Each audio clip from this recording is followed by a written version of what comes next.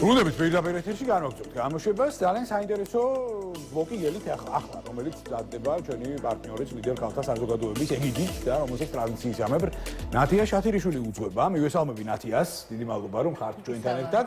ძალიან საინტერესო და ძალიან სპეციფიური თემით მინდა ხაზზე გაუსვა და ძალიან საინტერესო სტუმარი გეყოლებათ. ამიტომაც გისმენთ ყურადღებით. მოგესალმებით ჩვენს ერთგულ ტელემაყურებელს. სანდრო, დღეს გვყავს ქალბატონი ნანა გოჩელაშვილი, ლიდერ ქალთა საზოგადოების საკმაოდ საინტერესო, მნიშვნელოვანი და საპატიო წევრი და მე ძალიან დიდი მადლობა მინდა გადავხადო ქალბატონ ნანას იმისთვის, რომ მან გამონახა დრო და გვესტუმრა. ეს არის იურისტი, ადვოკატი და არა მარტო თვითონ თავის სამი და წარმატებული იურისტი ადვოკატები არიან და იცით დღესდღეობით იმდენად მნიშვნელოვანია ვიცოდეთ საზოგადოებამ და მნიშვნელოვანია საზოგადოებაში ცნობადობის ამაღლება, რისი უფლება გვაქვს და სად ვკვეთ წითელ ხაზებს, ხო? ვიცოდეთ კანონი, რომ ვიყოთ დაცულები. ძალიან ბევრი ვიფიქრე იმ თემებთან დაკავშირებით, დღეს რა საკითხები შეიძლებოდა ჩაგვეშალა და გვესარგებლა ქალბატონი ნანას სტუმრობით და მინდა ერთ-ერთი მნიშვნელოვანი საკითხი ქალთა უფლებების არ შეიძლება ლიდერ ქალთა საზოგადოებამ გვერდი აუაროთ ქალთა უფლებების თემას და მეორე თემა, რაზეც მინდა შეძლების დაგვარად ყურადღება გავამახვილოთ, ეს არის ალბათ ასევე ძალიან მნიშვნელოვანი დღეს საკითხი, რომელიც არის გამოხატვის თავისუფლება, რისი უფლებები აქვს ადამიანებს, საზოგადოებას და სად იკვეთება თუნდაც ის წითელი ხაზები, რაც არ უნდა გადავკვეთოთ და დასჯადია და ჩვენ და სამწუხაროდ ჩვენი საზოგადოების წევრებმა ეს არ იციან და ძალიან მარტივად შეიძლება აღმოჩნდეთ თუნდაც ბულინგის მსხვერპლი. მე ვფიქრობ, რომ ეს ორი საკითხი ამ ეტაპზე შეიძლება რომ მოვასწროთ, ზღვა თემა შეიძლება წამოვწიოთ წინ და მოვისმინოთ კვალიფიკაციური კადრის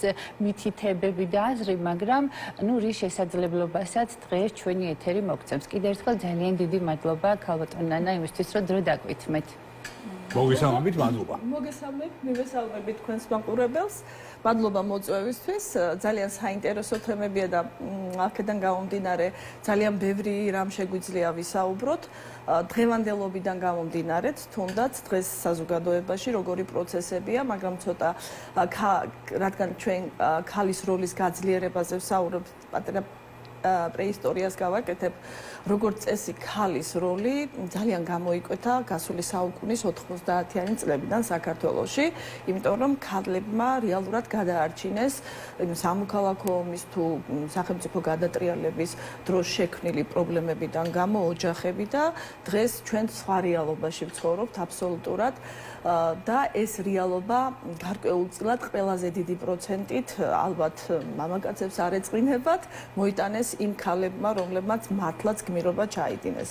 და დღეს რა მდგომარეობაშია, ვთქვათ, ამ ქალის უფლებები ამ თვალსაზრისით, ან საკანონმდებლო თვალსაზრისით როგორ არის ეს დაცული და ვთქვათ, ჩვენ რა პრობლემები გვაქვს ყოფითიც თუნდაც საზოგადოებაში, ან კანონთან კონფლიქტის გამო, რომელიც წარმოიშობა ჩვეულებრივად ალბათ ნებისმიერ ადამიანს ქონია ამასთან რაღაც შეხება ახლობლის მაგალითზე, მეზობლის მაგალითზე და ასე შემდეგ.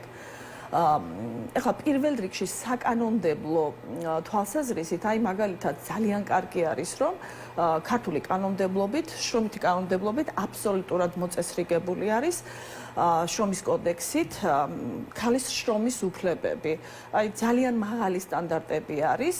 საზოგადოებაში შეიძლება ამაზე ნაკლებად საუბრობს ვიღაცა, მაგრამ მე ხშირად შემხედრია სოციალურ ქსელებში, ასე რომ ვთქვათ, ეგრეთ წოდებული სტატუსები, რომ ვთქვათ, შრომითი კანონმდებლობა არ არის საქართველოში მოწესრიგებული, არა, ვინც ამას ამბობს, მე მათთვის განმარტავ, რომ შრომის კოდექსით აბსოლუტურად მოწესრიგდა ყველა შრომა ქალის შრომასთან დაკავშირებით, მათ შორის ბავშვის სკოლის გამოშვებულების, მეძიძური დედებთან დაკავშირებით და ეს ზეგანაკვეთურ შრომასთან დაკავშირებით და მთელი აკრძალვები არის, უბრალოდ ამ ფორმატში ვერ ჩავეტევით ყველაფერზე რომ ვისაუბროთ. ანუ ჯერ ვისაუბროთ საკანონმდებლო. თუმცა ეს კოდექსში და შინაგანაწესში არის ძალიან კარგად გაწერილი. ყველა კომპანიას უნდა კონდეს და ყველა ქალი უნდა იცნობდეს თავის არა მარტო ქალბატონები, რა თქმა უნდა, ყველას შრომითი უფლებებია მოწესრიგებული ამ კოდექსით და ყველამ უნდა იცოდეს, როცა იწყებს მუშაობას, ამა თუ იმ კომპანიაში, ან თუნდაც სახელმწიფო უწყებაში, ყველგან გაწერილია, ყველა კანონით მოწესრიგებულია შრომის უფლებები და რისი მოთხოვნის უფლება აქვს. შესაბამისად, ახლა ჩვენს რეალობაში სამწუხაროდ მე ცოტა პატარა პრობლემაზე გადაუხვევ. აი, ანაზღაურება არის გარკვეულწილად დღესაც ბევრ კომპანიაში პრობლემა, იმიტომ რომ კომპანიები ბევრი იზრდება და ვთქვათ, აქ შესაძლებლობა ანაზღაურება მოუმატოს თანამშრომლებს, რაღაცა კომპანიები ვერ იზრდება და ან სხვა პოლიტიკა აქვს შემუშავებული და ეს არის საკითხები, რომელიც მტკივნეულად რჩება მაინც ასე თუ ისე შრომის ანაზღაურებასთან დაკავშირებით. ვფიქრობ, რომ უფლებებს ვარღვევ პირდაპირ კავშირში დარღვევასთან არ არ არის, იმიტომ რომ მე შრომით ურთიერთობაში ხელშეკრულების საფუძველზე შევდივარ ჩემს დამსაქმებელთან და თუ მაწყობს ვეთანხმები იმ პირობებს, თუ არ მაწყობს არ ვეთანხმები, მაგრამ თუ არ ვიცი ჩემი უფლებები, შეიძლება მართლა აღმოჩნდე. შინაგან წესში ძალიან გარკვეული წერია. თუ კომპანიას არ აქვს შესაძლებლობა, რომ ხელფასი მოუმატოს დასაქმებულს, იქ ძალიან კარგად წერია მარტივიანით, რომ წახალისების უფლება აქვს და შეუძლია ამ წახალისების შესაძლებლობით ისარგებლოს თანამშრომელმა. ხო, შეიძლება ეს ვერ იყოს ყოველდღიური ხელფასი, მაგრამ წახალისება შესაძლებელია ფულადი წახალისებას გულისხმობს. ყველა კომპანიას მეტწილად ალბათ ძალიან კარგი იქნება თუ ექნება საკუთარი შინაგანა წესი დაწერილი, იმიტომ რომ ეს არის ერთგვარი გზამკვლევი ყველა დასაქმებული პირისთვის, რომ იმიტომ რომ შრომის ხელშეკრულება რისი უფლება აქვს მას, იმიტომ რომ კოდექსებს ვერ წაიკითხავს ახლა ასე ვთქვათ დასაქმებული შრომის ხელშეკრულებას ვიდრე დადებს დამსაქმებელმა, მას უნდა გააცნოს შინაგანა წესი და შინაგანა წესს რომ გაეცნობა, უკვე მან მისი უფლებები იცის, მისი ვალდებულებები იცის, მისი სამუშაო აღწერილობა იცის, რა არ უნდა მოთხოვოს ზედმეტად, რა უნდა მოეთხოვოს და აბსოლუტურად მათ შორის ქალებმა იციან მათი ის განსაკუთრებული უფლებები, რომელიც გაწერილი არის კოდექსით და მერწმუნედ ეს არის ევროპული სტანდარტით და არ არის ეს კონვენციები, რა თქმა უნდა, ევროპული კონვენციების სტანდარტით და ეს არ არის რაღაცა, ვთქვათ, ვიღაცა დაჯდა საქართველოში და თვითონ დაწერა და მოიფიქრა. არა, ეს აბსოლუტურად ევროპულ კანონმდებლობასთან თანხვედრაშია და ნუ მერთმაც ქნას, რომ ჩვენთან უბრალოდ ხელფასები უფრო მოწესრიგდეს, გაიზარდოს, კომპანიები გაიზარდოს, კომპანიების გაზრდას ეკონომიკური სტაბილურობა და პოლიტიკური სტაბილურობა ჭირდება ქვეყნის. ეს არის გარანტი, რა თქმა უნდა, იმიტომ რომ თქვენც და მეც ვართ ბიზნესში, ვიცით რა ხდება, ბიზნესთან გვაქვს ურთიერთობა და ვიცით დღეს რა პრობლემები აქვს ბიზნეს, ახლოს არის ჩვენთან ეს პრობლემები და შესაბამისად ვიცით. ახლა რაც შეეხება ასევე ჩვენ ძალიან ასე ვთქვათ ვართ ყველა სტანდარტით, საკანონმდებლო სტანდარტით, ევროპულ კანონმდებლობასთან, კონვენციებთან დაკავშირებული ქალთა უფლებების თვალსაზრისით, ოჯახური ძალადობის და ყველა ასე რომ ვთქვათ მიმართულებით და ქალებმა უნდა იცოდნენ თავიანთი უფლებები, რომ არ უნდა იყვნენ ძალადობი, არ უნდა გახდნენ ძალადობის მსხვერპლი და უნდა მიმართონ ძალადობის პირველსავე შემთხვევაზე, ვთქვათ, პოლიციას არსებობს ერთ თვემდე ვადით შემაკავებელი ორდერები და არსებობს ასევე დამცავი ორდერები, რომელიც სხვადასხვა სამართალწარმოება არის, რომელიც 9 თვემდე შეიძლება სასამართლომ გამოსცეს და თავისი უფლებების შესახებ უნდა იცოდეს, მაგრამ ძალადობაში ზოგადად ქალი არ მოიაზრება, შეიძლება სუბიექტი იყოს ობიექტი ძალადობის იყოს კაცი და სუბიექტი იყოს მოძალადე ქალიც და ამიტომ ზოგადად კანონი იცავს ყველა ძალადობის მსხვერპლს და სისხლის სამართლის კანონმდებლობაში შესაბამისი ცვლილება არის შეტანილი, რა თქმა უნდა, 126-ე პრიმა მუხლი დაემატა თავის დროზე სისხლის სამართლის კოდექსს და სისხლის სამართლებრივი დასჯადით, რაც არის, უკვე სპეციალური კვალიფიკაციით ისჯებიან ოჯახური ძალადობიდან გამომდინარე.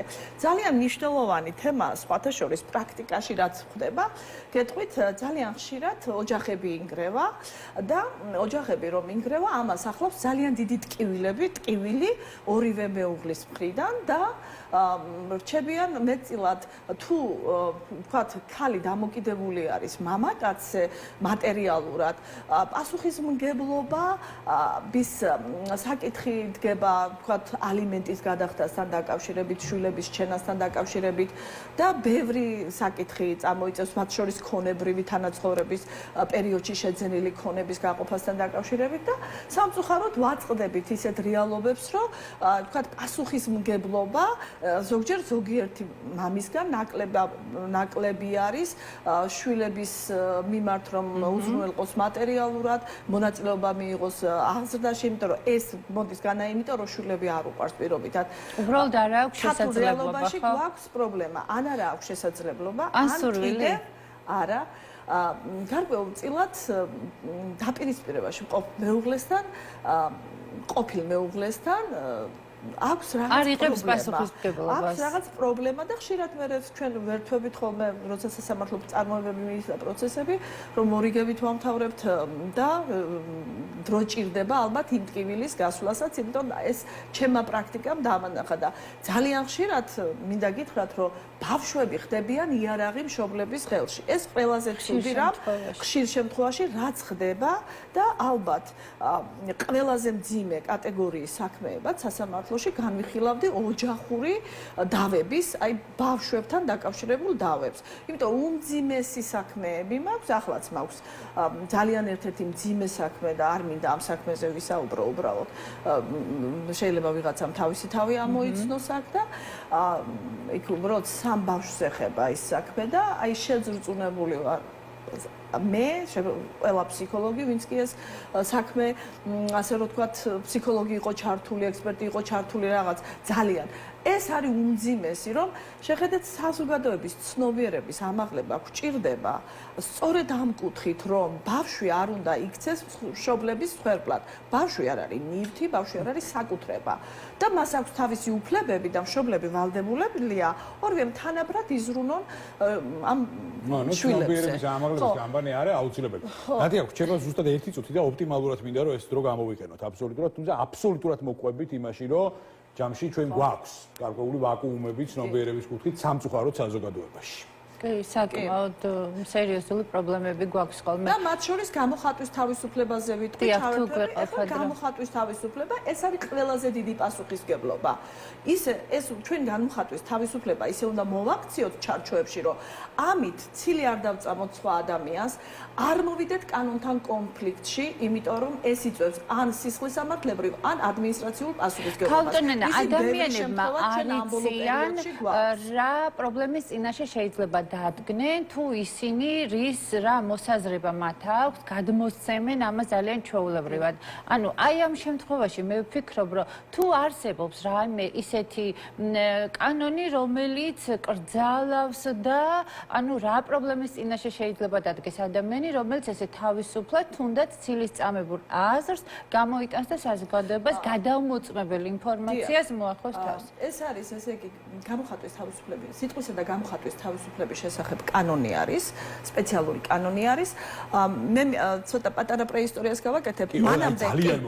მანამდე ეს იყო ცილის წამება იყო სისხლისამართლებრივად დასჯადი და ამჟამად ეს არის მხოლოდ სამოქალაქო პასუხისმგებლობას ითვალისწინებს, სარჩელით მიმართავს სასამართლოს და შეგიძლიათ მოთხოვა არა მარტო გავრცელებული ცნობების უარყოფა, რა საშუალებითაც მან გაავრცელა იგივე საშუალებით, არამედ ასევე შეგიძლია მოითხოვა ფულად კომპენსაციაც, იმიტომ რომ რა ღირს, თქვათ, ფიზიკური პირის მორალური ზიანი ან იურიდიული პირის საქმიანი რეპუტაცია. მე მგონი საზოგადოების დიდმა ნაწილმა არიციან ამ კანონის შესახებ, თორე წინააღმდეგ შემთხვევაში გაცილებით მეტ თქვენ რა ძალიან ეხა აი ქალბატონმა ნანამ რა ძალიან ცნობიერების ნაწილი არის, რა ზუსტად თავარი გამოწვევა და მე სხვათა შორის აი მიხარია რომ დღეს ამ თემებზე მიიღო კალაპოტი ჩვენმა საუბარმა და შესაბამისად ახლა მომავალში ჩვენ აუცილებლად მოვიწევთ ქალბატონ ნანას ამ თემას. სამწუხაროდ აღარ დაგვჭა დრო, თორე დიდი სიამოვნებით მოგისმენთ კიდევ. ნათია, დიდი მადლობა საინტერესო კონტენტის ორგანიზებისთვის, დიდი მადლობა თქვენ ქალბატონ ნანა საინტერესო საუბრისთვის. მე გემშვიდობებით უკვე მომავალ შეხვედრამდე და წარმატებულ დღეს გისურვებთ.